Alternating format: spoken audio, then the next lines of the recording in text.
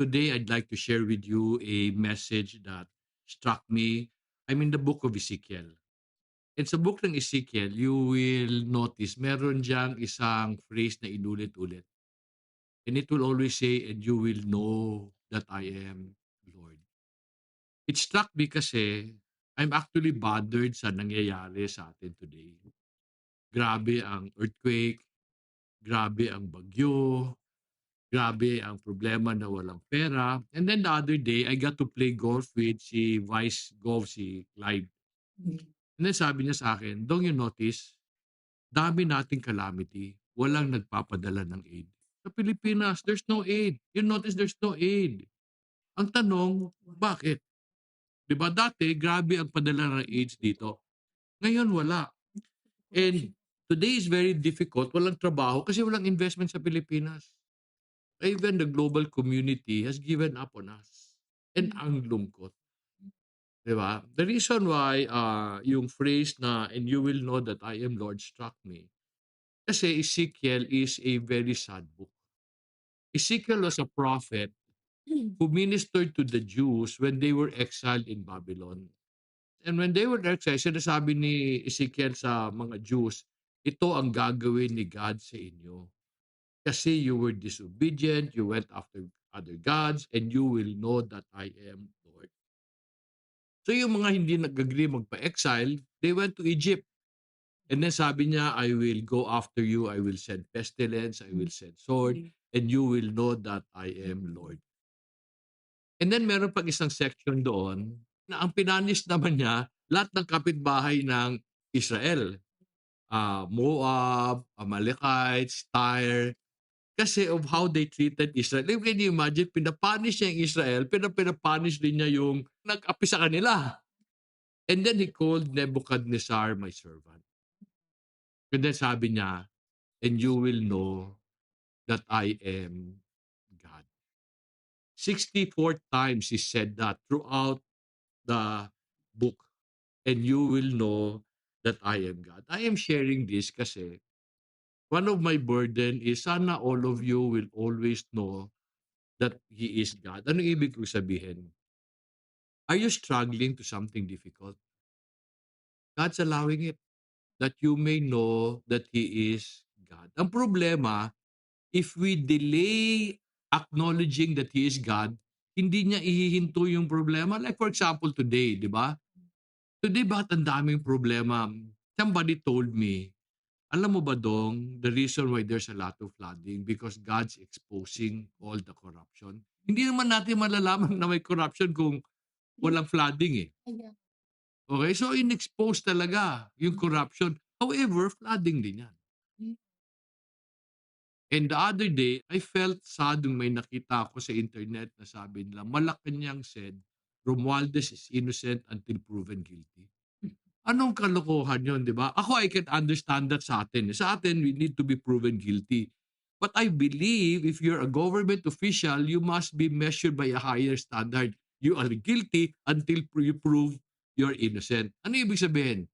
There's a lot of money. Prove to us saan galing yung pera na yan.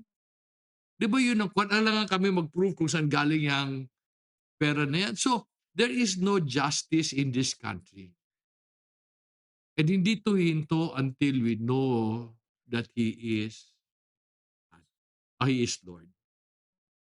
Pero ano ba ibig sabihin ng Lord? When I check the Hebrew word for Lord, the word is Yahweh, Jehovah, Adonai. Adonai means Lord of Lord. And then one true God. Now, pero ang tanong ko, yun lang ba gusto niya malaman? Na He is all-powerful? That He is master of all things? Yun lang ba gusto niyang malaman? This evening, gusto ko rin kayo i-encourage. Kasi the book of Ezekiel shifted from condemnation to hope. Nasabi ni God, and I will restore you. The prophet scattered you, and I will restore you. I will bring you back to your land, and you will know that I am Lord. So anong point ko? This evening, I just want you to understand, when you're going through something difficult, you must realize and you must know that He is Lord. When good things come, you must know that He is Lord. Now, today the world is saying na walang pakialam si God dyan, walang pakialam.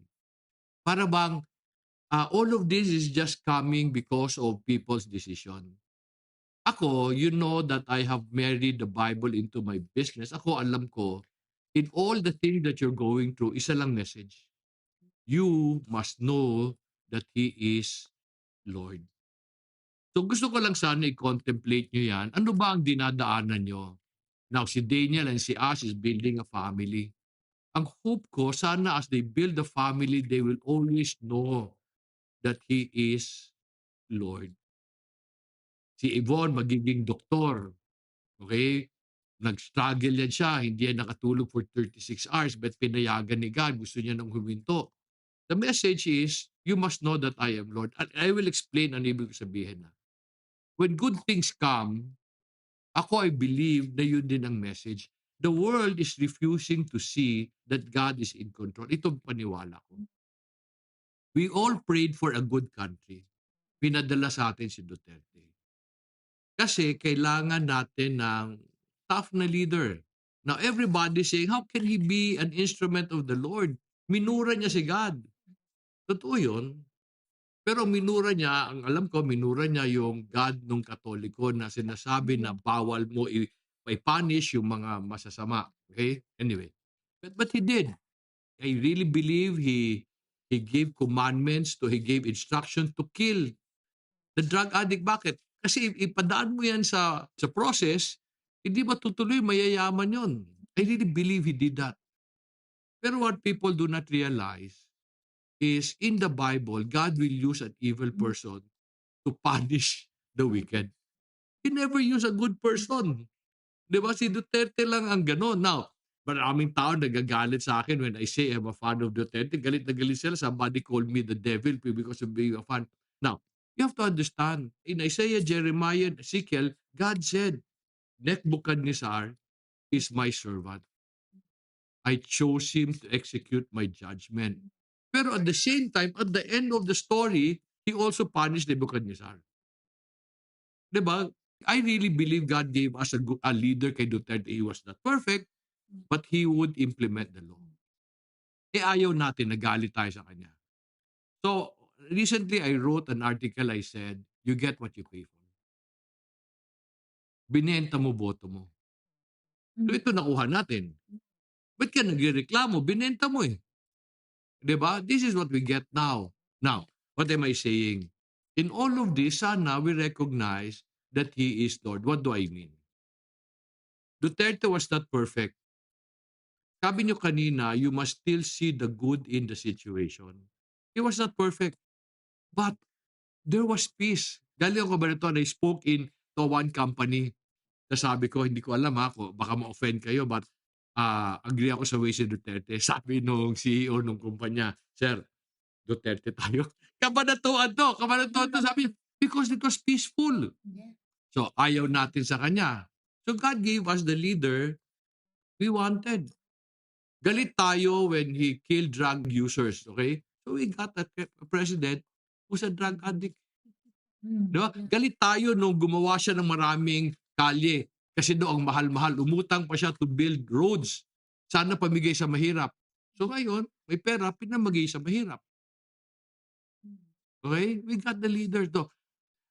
I'm saying this because at this point, we need to know that He is Lord. Unless we agree with the Lord, this will not. Ano agree? Ako, I felt bad when I saw that article. Sabi, Malacanang said, Romualdez is innocent until proven guilty. You see, there must be a higher standard that they impose. By saying that, you're influencing people, there will be no justice. Unless justice is imposed, it will not stop. The Jews stayed in Babylon for 70 years. Kasi God said so, 70 years. At the end, tinapos niya, and sabi niya, and you will know that I am Lord. Ano ibig sabihin? I will keep my promise. My standards will always be there. Let me just show you some verses para mas ma-appreciate natin. Can you go to Ezekiel chapter 7 verse 4? Ezekiel chapter 7 verse 4. Bible says God is loving and kind. Pag huminto ka lang diyan, you will not understand the Lord. And people will say, why are you allowing this, Lord? Can you imagine? The eye of the storm will hit Manila. Tayo, edge. And already, Butuan is flooding. Opol is flooding. Okay? They're flooding already. And then we ask, Lord, why are you allowing it?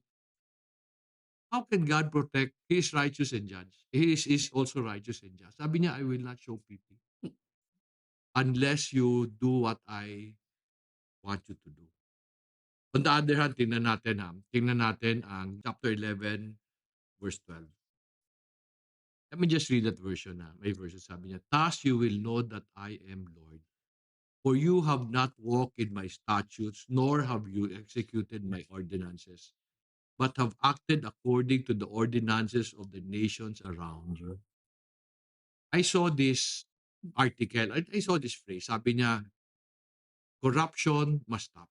Should corruption stop? Yes. Patanong ko, where? Where should it start? We want the politicians to stop corruption. Sila lang ba ang corrupt? No, we are corrupt. Pag nahuli kayo ng pulis, ano gagawin nyo? Karamihan ng tao babayaran. Pero yung pulis din, minsan wala kang kasalanan, huliin ka. Corrupt din. Corrupt yung magbabayad, corrupt yung hinuli. Lahat na lang. Pagpila, di ba naghahanap kayo ng padrino? Sana mauna ako doon. Sa hapon, pipila sila. Pero of course, yung nasa counter din, ayusin din niya. We have been a nation that is corrupt. Kaya maski palitan mo yung leaders na yan, corrupt pa rin tayo kasi susunod, corrupt pa rin. We have not been obeying the ways of the Lord. So unless we learn that He is Lord, this will not stop. Can you turn your Bibles to Ezekiel 20 verse 42? Ezekiel 20:42 says, and you will know that I am Lord when I bring you into the land of Israel, into the land which I swore to give to your forefathers. The good news is, ayaw niya tayo i-punish ng matagal. Pero what decides the length of our punishment? What decides? Pwede ba yun paiksiin? Kailan humahaba? Pag dilit na mag-obey, if you do not learn. God doesn't want us to suffer. God wants to restore us. If you will know that He is Lord. What does that mean? When Bible says that God wants us to know that He is Lord, na He is Master, that He is Lord of Lord, ano ibig sabihin ng He wants us to know that He is Lord? Can you turn your Bibles to Jeremiah 9:23? Let me just read my version. Sabi ng Jeremiah 9:23. Thus says the Lord, let not a wise man boast of his wisdom, and let not the mighty man boast of his might. Let not a rich man boast of his riches, but let him who boasts boast in this, that he understands and knows me, that I am the Lord who exercise loving kindness and justice and righteousness on earth. For I delight in these things, declares the Lord. Oftentimes we complain, no? Bakit ang Singapore? Very progressive. Bakit ang Japan? Very progressive. But ang Germany, very progressive. Hindi Kristiyano yan, ha? So bakit? Ang Kristiyano lang ba ang i-bless ni God?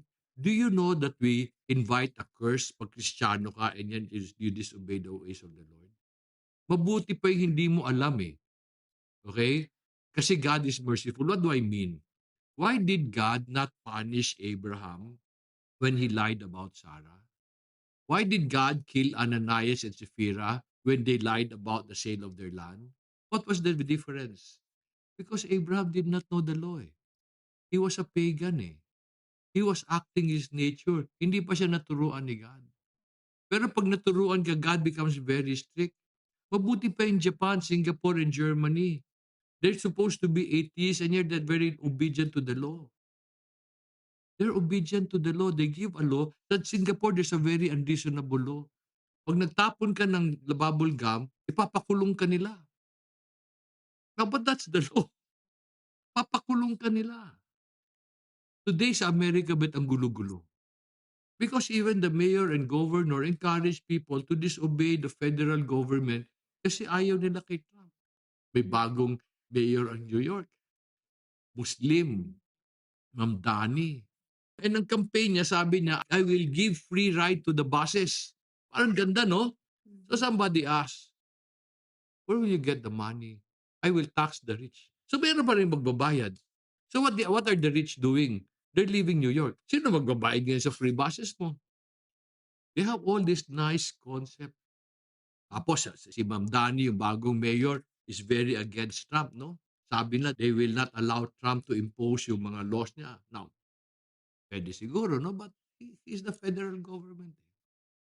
And tayo naman, gumagaya rin tayo. Ay, gumagaya tayo. Sabi ng Jeremiah 9:24, but let him who boast in this, that he understand and knows me, that I am the Lord who exercises loving kindness. God is very loving. He does not want to punish us. In fact, ang belief ko, He's not punishing us today. What do I mean? He's just letting the consequences of our action punish us. Ayaw mo kay Duterte? Sige, bigyan ka niya Marcos. Oh, now you have to live with the consequences of your choices. Di ba? We do not have justice in this country. So many countries do not want to give aid to us. Ba't ka tutulungan? Ikaw nga, you're not helping yourself. Bakit walang trabaho ngayon? Ba't walang pera? Walang investment ngayon. Nag-alisa ng mga investors. Why? Because they know the government will just corrupt the money. We got what we paid for. God is not punishing us. God is just stepping back saying, sige, gusto niya yan eh. God is loving and kind. Sabi pa dito, He is just and righteous. Now, bakit importante na we be righteous? Bakit importante that we be righteous? Can you turn your Bibles to Ecclesiastes 8:11? Ecclesiastes 8:11, my version reads, because a sentence against an evil deed is not executed quickly, therefore the hearts of the sons of men among them are given fully to do evil. Di ba? They did not go after the drug addict. Ano sabi ng mga pulis? Kailangan nila magshabu para makagising sila sa gabi. He justified it eh. The leader is not a good example. Di ba namatay yung tangtongko, di ba? Kasama doon yung, and then we're not doing anything. The Lord is just. Bakit? Kasi if He does not impose righteousness, people will be given to evil. And that's what's happening today. Ako, my greatest parang disappointment is the church. Because the church is saying masama si Duterte. Okay, agree na tayo, nakapatay, masama. But is he worse than a thief and a liar? Diba? Ba't galit na galit ka dito? Bakit dito were you? Now, I'm not saying wag natin i-pursue si Duterte Basta just be fair. Galit na galit sila kay Sarah because Sarah hindi ma-explain yung intelligence fund niya. Alam niyo ba magkano intelligence fund ng presidente? 1 billion. And according to the report, every quarter, ubos yun, zero yun. He's not asked to explain. Bakit? Kasi hindi naman taga-in-explain ng intelligence fund eh. Hindi taga-in-explain yan. My father became the chief of PA, chief of Philippine Army. He had an intelligence fund. Kaya daming pagkain sa bahay. Mananawa ka. They do not have to explain. This will stop. God wants to stop this. I really believe God wants to bless us. Because He's loving and kind. He wants to restore us. But first, we need to know that He is Lord. Can you turn your Bibles to Micah chapter 6, verse 8? Let me read my version. Sabi niya, He has told you, O man, what is good. And what does the Lord require of you? To do justice, to love kindness, and to walk humbly with your God. Unfortunately, many people believe God is not present today. Many people believe that this world is cursed. And so therefore, our hope is only to go to heaven. Can you turn your Bibles to Mark chapter 1, 14 and 15? Ano ba ang gospel talaga?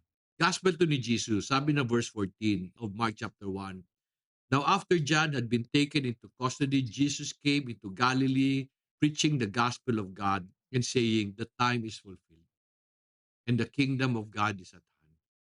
Repent and believe in the gospel." So I was talking about this person now who explained now we have three families, the family we were born in, the family we are growing, and the community. Meron siyang explain. People do not understand. Sabi niya, heaven is not a place we're going to. Heaven is a place that we decide if we accept that that kingdom is here. If you obey the ways of that kingdom, you can experience heaven today. But if you reject that kingdom, di ba, that kingdom will also punish you. Not necessarily punish you. Ang alam ko lang nga, atras lang siya so that the world can punish you. You see, the God doesn't need to punish you. The world, because He can allow the world to punish you. That kingdom is here. And people refuse to accept that. Kaya ang gulo-gulo natin. Ako, sorry ha, but ito lang talaga alam namin today sa farm namin. Somehow, ang ganda sa farm namin. Let me explain to you what we discovered. May time noong October, November, huminto kami magbenta kasi ang lilit ng baboy namin, hindi siya lumalaki. Napautang pa kami kasi to sustain us.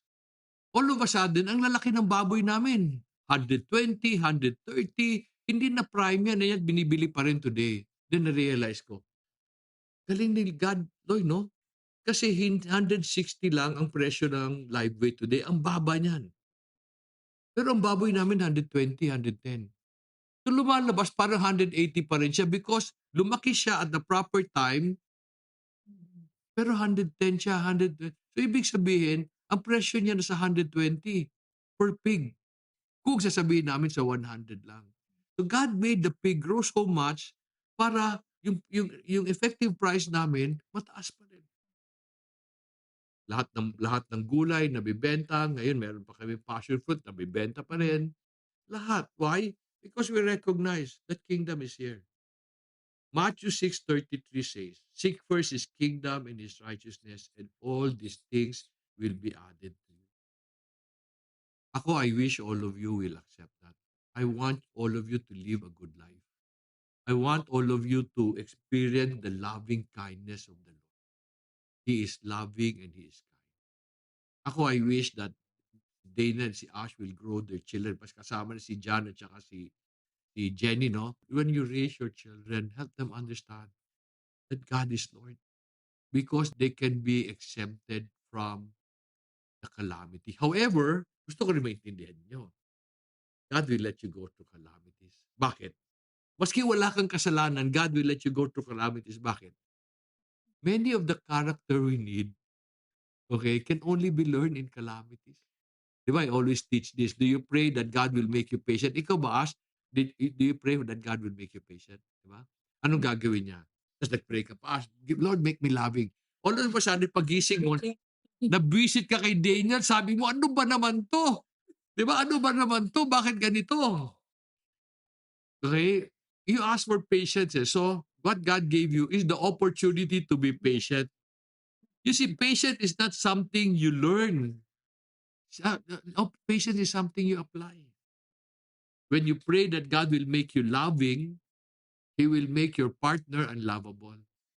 Diba? He gives you opportunity to love. Okay? Why does He have to let you go through difficulty? Kasi He needs to teach you also character you need in order to enjoy the good times. Diba? God is Lord. Ako, I wish these problems will stop. Okay? Naawa ako sa Pilipino. Kawawa talaga. Okay? Kami namumblema kami sa kailan ba akyat ang presyo ng baboy? Sana marami kaming kalabasa, sana tumaas ang presyo. Kasi may bagyo ngayon sa Luzon, patay sila ngayon doon.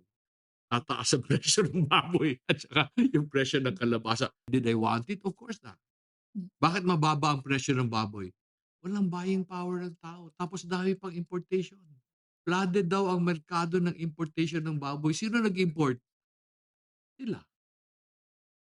Sino nag-import ng bigas? Imagine, bigas namin sa farm, Vietnam. Di ba yung bigas namin sa farm? Bakit? Sila kumikita eh. Unless this nation decide that God is Lord. It will not stop. Ezekiel is a sad book, but it's also a book of hope. A sad book kasi he will punish those who will disobey. And when he makes a promise, he will be faithful. But he also gives us hope. If you've learned your lesson, I will restore you. I will bless you. And then you will know that I am Lord. God is present today. I wish all Filipinos will understand that God is alive today. And you cannot mock Him. You cannot demand that other people will change as ikaw hindi. Ang importante lang sa Kanya, ikaw you change. Huwag mong pakialaman yung iba. As we close lang, can you turn your Bibles to Deuteronomy chapter 15? We'll read verses 4 hanggang 6. Let me just read my version. Sabi ng Deuteronomy 15:4. However, meaning he's driving a point. However, there will be no poor among you, since the Lord will surely bless you in the land which the Lord your God is giving you as an inheritance to possess. However, there is a condition. If only you listen obediently to the voice of the Lord your God, to observe carefully all these commandments which I am commanding you today. For the Lord your God will bless you as he has promised you, and you will lend to many nations, and you will not borrow. And you will rule over many nations, but they will not rule over you. Is this happening to us today? Ha? Nangyayari ba ito sa atin today? Ano nangyayari? We're all poor. We are all poor. We are not rich. We are all poor. Bakit tayo poor? Because we're not keeping the conditions. Sabi niya, you obey. Sabi niya, you will lend to many nations, but you will not borrow. Ganun ba tayo? Do we lend? No, we borrow. In fact, I always feel sad when the Philippines, pag nagagalit tayo, nawala ang AIDS for other countries. Tapos, nagagalit tayo pag hindi tayo binigyan ng ayuda. Ang tanong ko, bakit ba tayo tuwag-tuwa pinaglilimusan? Di ba dapat tayo namimigay? This is just an indication that we are not obeying the Lord. Mabuti pa Singapore eh. They may not be a Christian nation, but they're very obedient. They obey the law of the land. Sabi dito, you will rule over many nations, but you will not be ruled over. According to John, there are 9 US bases. And then I also read that Australia will put 4 other bases. Oh, di ba we have become a puppet of, pag nagkagera, sino unang tatamaan? Ang layo ng Amerika, ang layo ng Australia, sino unang tatamaan? Tayo. God has removed His protection. We are poor because we believe the Lord is not present. Ang hope natin, ang good news sa atin is when I go to heaven, I will have a good life. Akala natin heaven is a destination. But sabi ni God, di ba? Heaven is at hand. And then meron pag sinabi sa Luke tayo, sabi niya, the kingdom of God is within you. You can enjoy heaven if you just obey the Lord. Today, there's a rise of atheists. Many people believe there is no God. And yet, yung nagsasabi there is a God, mga scientists that there is a God, sabi niya, intelligent design. Ano yung ibig sabihin intelligent design? There is a God because there's an intelligent design. People become so wise that they will discount God. So, diniscount mo si God. What did it do to you? What benefits did it do to you?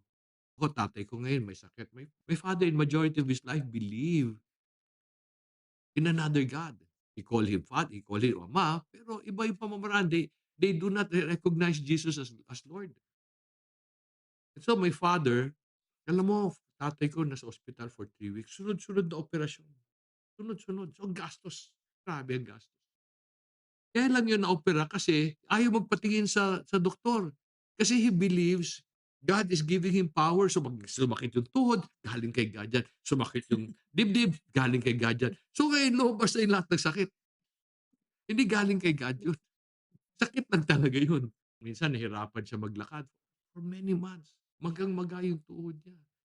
Sabi niya, God's giving me power, letting me suffer. Ako, Daddy, gout lang yan. Pinadala ko siya ng gamot. Sabi, okay yung gamot mo. Kasi gout lang yan. You know what am I saying? I'm not against my father. In fact, I naawa ko sa kanya. Sana he did not have to suffer. When you do not recognize God as Lord, Ang tanong ko, ano benefit sa'yo? When you recognize God as Lord, there will be more benefit. Ako lang, I'm just a living testimony that God is good. He is loving and kind. Ang fear ko, yung justice niya. So, hindi na lang ako gagawa ng kalokohan para walang justice. So, while I've discouraged you about our situation, I'm also giving you hope. Sana you'll also tell your friends. Okay? Sana tell your friends. It is not enough to tell them that you can go to heaven when you accept Jesus. It is better to tell them you can enjoy heaven if you follow Jesus. Diba? That's a better gospel. Heavenly Father, maraming salamat for giving us the opportunity to hear your word, Lord, sa Ezekiel and other verses that affirm that you are Lord. Lord, ang prayer ko for our nation is that all Filipinos will understand that you are alive and that you are still involved in our affairs today. And sana maintindihan namin that all this calamity are happening as consequences of our sins. Lord, I do not know if you sent them because you sent them to other nations also, but I really believe, Father, that you've allowed them so that we will know that you are Lord. Ang prayer ko para sa mga pamilya namin, sa mga taong mahal namin, is that we will always obey your ways so that we can enjoy your loving kindness. I thank you, Father, for the opportunity to fellowship again. And I pray, Lord, that you just be with us as we share the meal that has been prepared nila Ryan. Thank you, Lord, for si Ryan and for si John for just organizing this so that we can enjoy fellowship and enjoy this food. We thank you, Lord, again in Jesus' name we pray.